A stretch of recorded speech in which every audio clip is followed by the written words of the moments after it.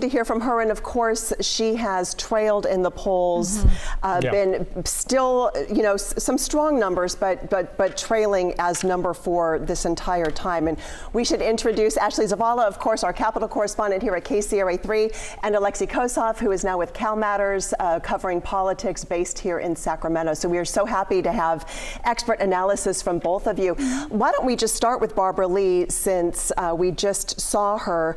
One of the things that I think people have noted is that she has represented her district in Oakland really well. She is a strong progressive candidate, and she represents this very progressive district, but it doesn't seem to have resonated statewide. And Alexei, we'll start with you. Yeah, I mean, I think part of the issue here is that she's trying to run in the same lane as Katie Porter. Both of them are among the most famous and beloved progressives in Washington, D.C. And so it's hard to then come back to California and try and make the top 2 when you've got a sliver of the electorate that you're sharing. And I think maybe the most interesting thing tonight will be to see whether Barbara Lee gets such a large percentage that theoretically, if she wasn't in the race, Katie Porter might have been more competitive and perhaps, you know, changed her own outcome. Will Barbara Lee play like a spoiler role almost? Yeah. What are you hearing? Because I mean, like, what more could Barbara Lee have done? Sure. I mean, Barbara Lee was really propelled by the Democratic Party convention here in Sacramento when she actually got the largest share of the delegates there essentially to endorse her. Now, they ended up not endorsing any candidates, but she felt that that ceasefire in Gaza stance at that time was really important. I think she felt propelled to stay in this race when I think some were trying to convince her to get out of it. But she also early on pitched herself to donors, to supporters, as a one-term senator. But as we've reported recently, as the second debate, she said, hold on, no, I never said that.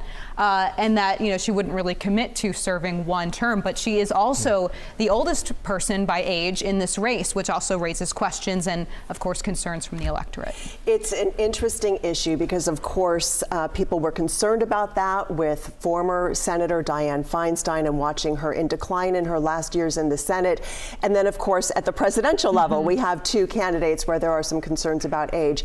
Barbara Lee, 77 years old, and we should mention Steve Garvey is 75. Right. And so we've got 2 candidates again in this race where, you know, age may end up being a factor. But I have to say, after having spent time with her recently, she is sharp as a tack. Yes, absolutely. I mean, yeah, she's doing quite well. I do want to say that. Well, I think we should note, though, too, those are just 4 of 18 total candidates that are vying for this seat. These are the 4 most recognizable names that we see, but we know Republican Eric Early, who was actually one of the, I guess, some would say the early front runner for the Republican Party before Steve Garvey got into this race.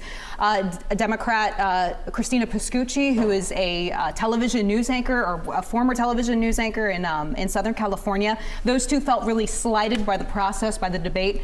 But of course, that's how these elections are. In the primaries, we hear about a lot of people we have never heard of, and those with the most name recognition. And we heard a little bit from Steve Garvey just a second ago. We've got plenty of time to talk about him later. Right now,